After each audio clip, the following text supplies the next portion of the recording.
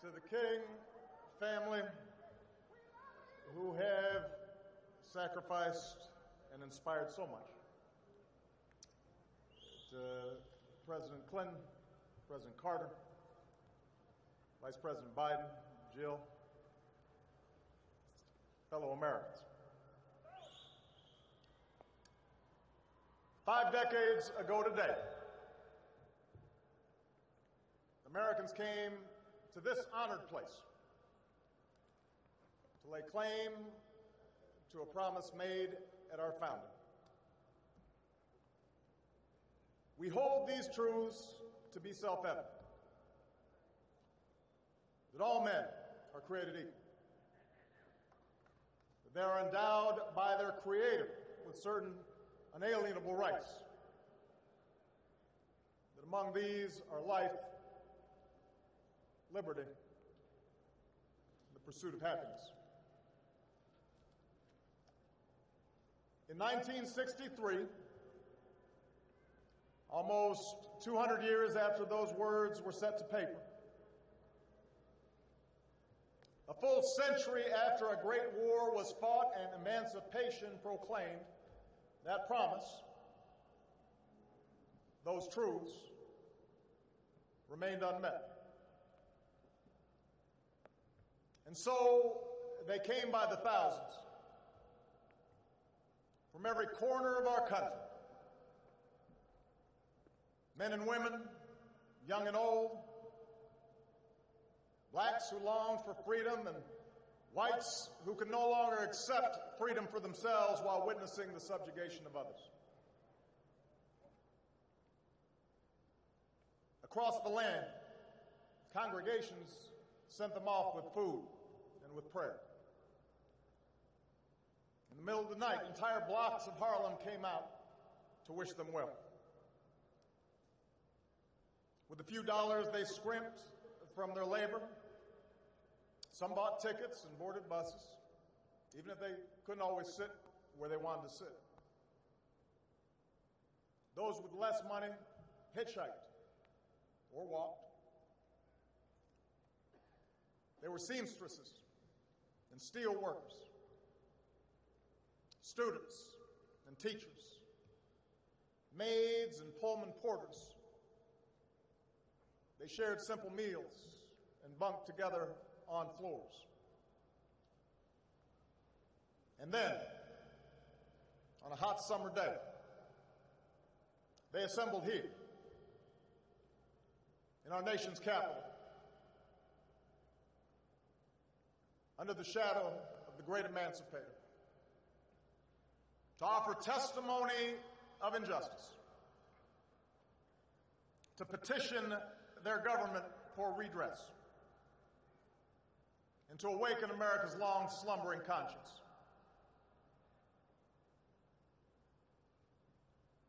We rightly and best remember Dr. King's soaring oratory that day,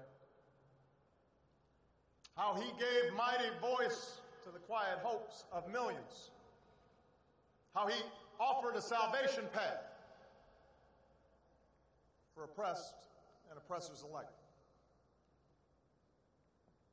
His words belong to the ages, possessing a power and prophecy unmatched in our time.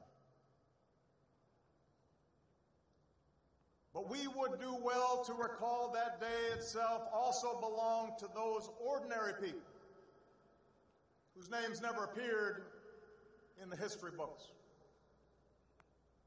never got on TV. Many had gone to segregated schools and sat at segregated lunch counters. They lived in towns where they couldn't vote, in cities where their votes didn't matter. There were couples in love who couldn't marry, soldiers who fought for freedom abroad that they found denied to them at home. They had seen loved ones beaten and children fire-hosed, and they had every reason to lash out in anger or resign themselves to a bitter fate. And And yet, they chose a different path. In the face of hatred, they prayed for their tormentors. In the face of violence, they stood up and sat in with the moral force of nonviolence. Willingly, they went to jail to protest unjust laws, their cells swelling with the sound of freedom songs. A lifetime of indignities had taught them that no man can take away the dignity and grace that God grants us. They had learned through hard experience what Frederick Douglass once taught, that freedom is not given, it must be won through struggle and discipline, persistence and faith.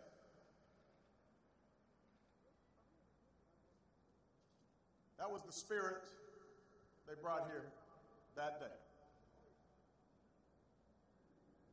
That was the spirit young people like John Lewis brought to that day. That was the spirit that they carried with them like a torch back to their cities and their neighborhoods. That steady flame of conscience and courage that would sustain them through the campaigns to come. Through boycotts and voter registration drives, smaller marches far from the spotlight. Through the loss of 4 little girls in Birmingham and the carnage of the Edmund Pettus Bridge, and the agony of Dallas, and California, and Memphis. Through setbacks and heartbreaks and gnawing doubt, that flame of justice flickered. It never died. And because they kept marching, America changed. Because they marched, the Civil Rights Law was passed. Because they marched, a voting rights law was signed. Because they marched, doors of opportunity and education swung open so their daughters and sons could finally imagine a life for themselves beyond washing somebody else's laundry or shining somebody else's shoes. Because they marched, city councils changed and state legislatures changed and Congress changed and yes, eventually the White House changed.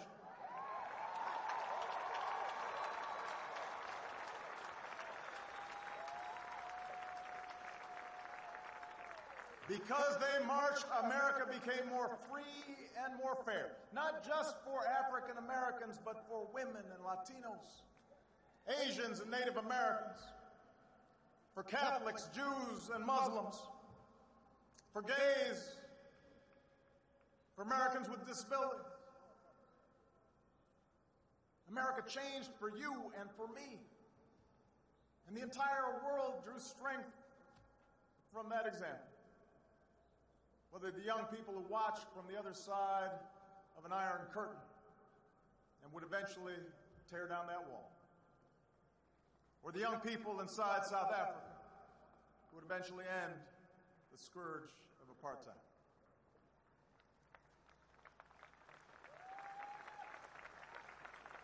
Those are the victories they won, with iron wills and hope in their hearts. That is the transformation that they wrought with each step of their well-worn shoes.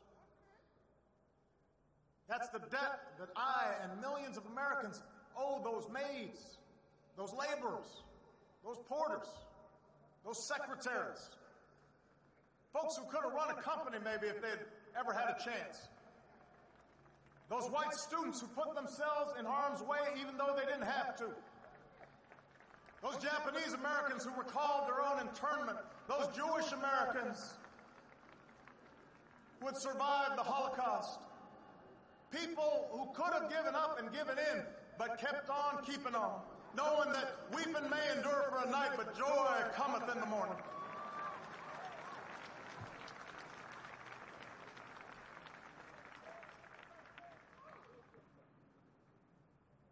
the battlefield of justice, men and women without rank or wealth or title or fame would liberate us all in ways that our children now take for granted, as people of all colors and creeds live together and learn together and walk together and fight alongside one another and love one another and judge one another by the content of our character in this greatest nation on earth.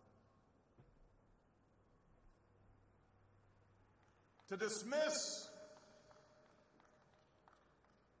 the magnitude of this progress, to suggest, as some sometimes do, that little has changed, that dishonors the courage and the sacrifice of those who paid the price to march in those years.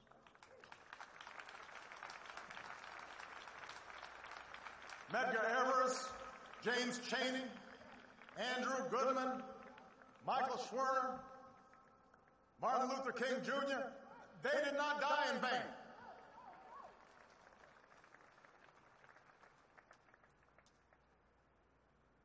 Their victory was great. But we would dishonor those heroes as well, to suggest that the work of this nation is somehow complete. The arc of the moral universe may bend towards justice, but it doesn't bend on its own. To secure the gains this country has made requires constant vigilance, not complacency, whether by challenging those who erect new barriers to the vote, or ensuring that the scales of justice work equally for all and the criminal justice system is not simply a pipeline from underfunded schools to overcrowded jails. It requires vigilance.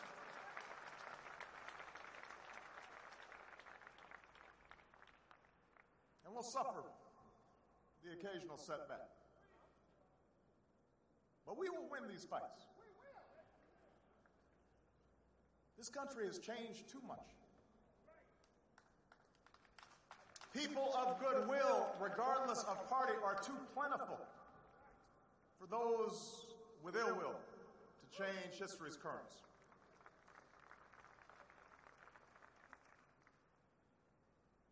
In some ways, though, the securing of civil rights, voting rights, the eradication of legalized discrimination, the very significance of these victories may have obscured a second goal of the march. For the men and women who gathered 50 years ago, we're not there in search of some abstract idea. They were there seeking jobs as well as justice. Not just the absence of oppression, but the presence of economic opportunity.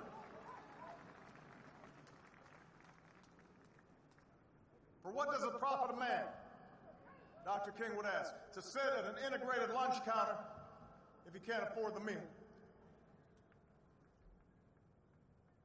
This idea that one's liberty is linked to one's livelihood, that the pursuit of happiness requires the dignity of work, the skills to find work, decent pay, some measure of material security, this idea was not new. Lincoln himself understood the Declaration of Independence in such terms, as a promise that in due time the weights should be lifted from the shoulders of all men, and that all should have an equal chance. And Dr. King explained that the goals of African Americans were identical to working people of all races. Decent wages, fair working conditions, livable housing, old age security, health and welfare measures, conditions in which families can grow, have education for their children, and respect in the community. What King was describing has been the dream of every American. It's what's lured for centuries new arrivals to our shores. And it's along this second dimension of economic opportunity, the chance through honest toil to advance one station in life, where the goals of 50 years ago have fallen most short. Yes, there have been examples of success within Black America that would have been unimaginable a half century ago. But as has already been noted, Black unemployment has remained almost twice as high as white employment. Latino unemployment close behind. The gap in wealth between races has not lessened, it's grown. As President Clinton indicated, the position of all working Americans, regardless of color, has eroded, making the dream Dr. King described even more elusive. For over a decade, working Americans of all races have seen their wages and income stagnate, even as corporate profits soar, even as the pay of a fortunate few explodes. Inequality has steadily risen over the decades. Upward mobility has become harder. In too many communities across this country, in cities and suburbs and rural hamlets, the shadow of poverty casts a pall over our youth, their lives a fortress of substandard schools and diminished prospects, inadequate health care, and perennial violence. And so, as we mark this anniversary, we must remind ourselves that the measure of progress for those who marched 50 years ago was not merely how many blacks could join the ranks of millionaires. It was whether this country would admit all people who are willing to work hard, regardless of race, into the ranks of a middle-class life.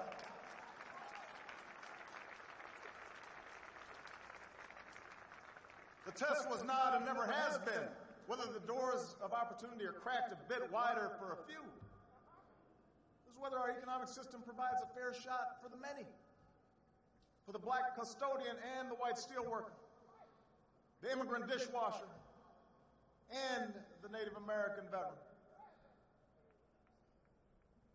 To win that battle, to answer that call, this remains our great unfinished business.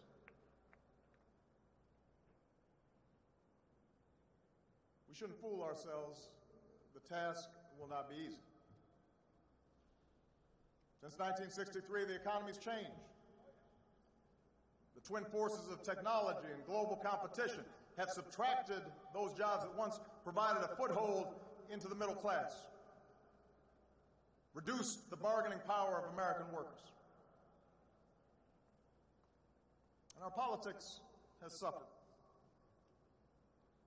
Entrenched interests, those who benefit from an unjust status quo, resisted any government efforts to give working families a fair deal, marshaling an army of lobbyists and opinion makers to argue that minimum wage increases or stronger labor laws or taxes on the wealthy who could afford it just to fund crumbling schools, that all these things violated sound economic principles.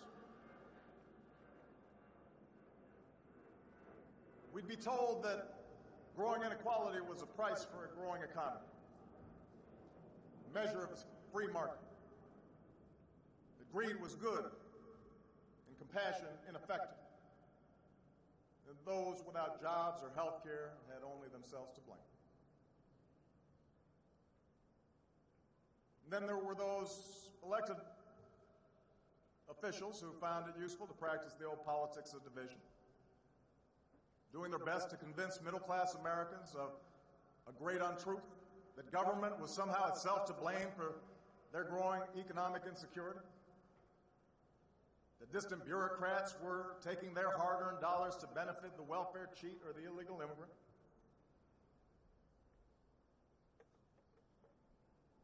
And then, if we're honest with ourselves, we'll admit that during the course of 50 years, there were times when some of us, claiming to push for change lost our way.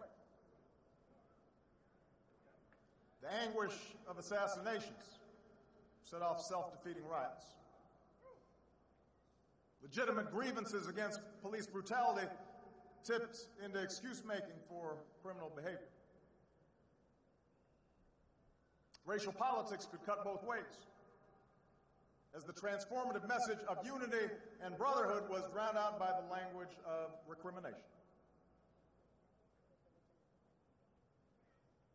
And what had once been a call for equality of opportunity, the chance for all Americans to work hard and get ahead, was too often framed as a mere desire for government support, as if we had no agency in our own liberation, as if poverty was an excuse for not raising your child, and the bigotry of others was reason to give up on yourself.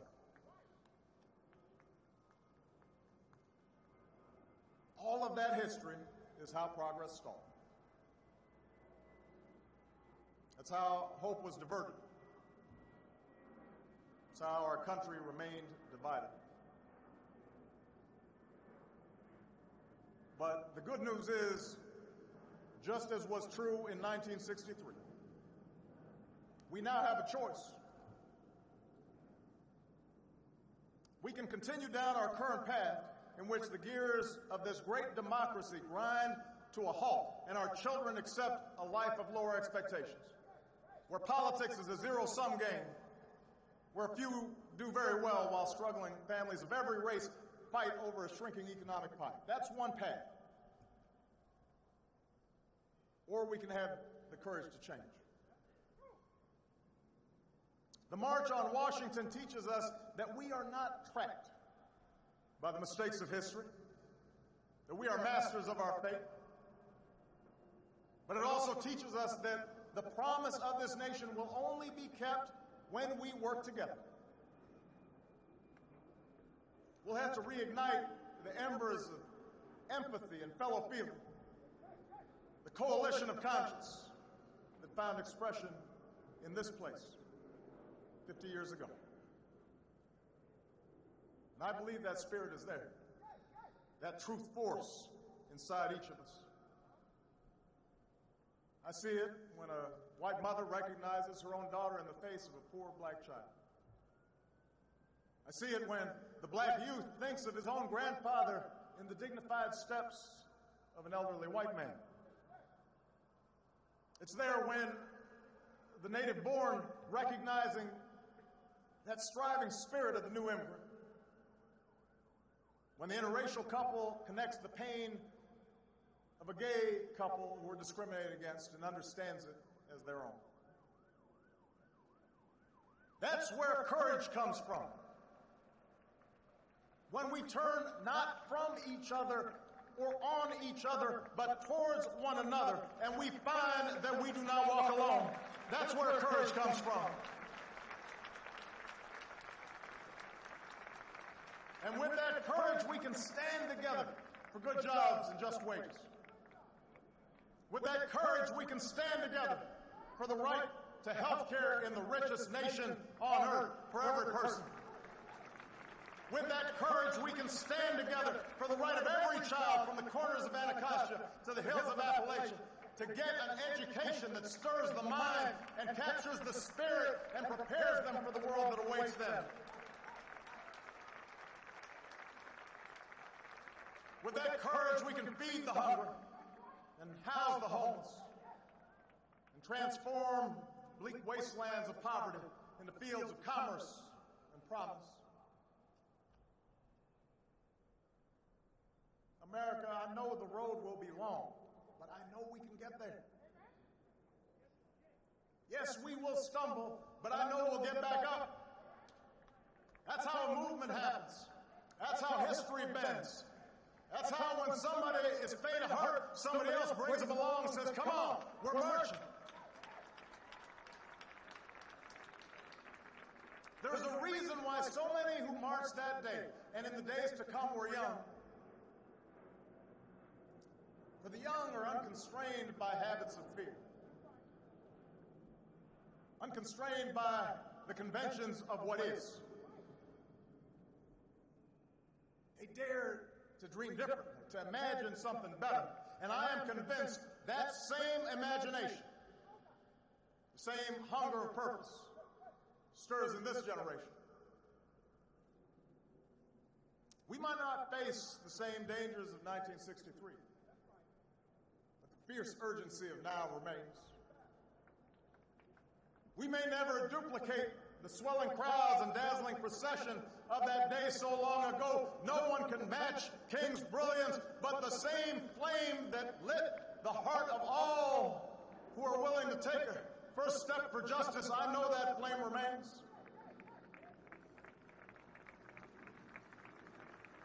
That tireless teacher who gets to class early and stays late and dips into her own pocket to buy supplies because she believes that every child is her charge. She's marching. That successful businessman who doesn't have to but pays his workers a fair wage and then offers a shot to a man, maybe an ex-con, who's down on his luck. He's marching. The mother who pours her love into her daughter so that she grows up with the confidence to walk through the same doors as anybody's son. She's marching. The father who realizes the most important job he'll ever have is raising his boy right, even if he didn't have a father, especially if he didn't have a father at home. He's marching. The battle-scarred veterans who devote themselves not only to helping their fellow warriors stand again and walk again and run again, but to keep serving their country when they come home. They are marching. Everyone who realizes what those glorious patriots knew on that day, that change does not come from Washington, but to Washington. The change has always been built on our willingness, we, the people, to take on the mantle of citizenship. You are marching. And that's the lesson of our past. That's the promise of tomorrow. That in the face of impossible odds, people who love their country can change it. And when millions of Americans of every race and every region, every faith and every station can join together in a spirit of brotherhood, then those mountains will be made low, and those rough places will be made plain, and those crooked places, they straighten out towards grace. And we will vindicate the faith of those who sacrifice so much and live up to the true meaning of our creed as one nation under God, indivisible, with liberty and justice for all.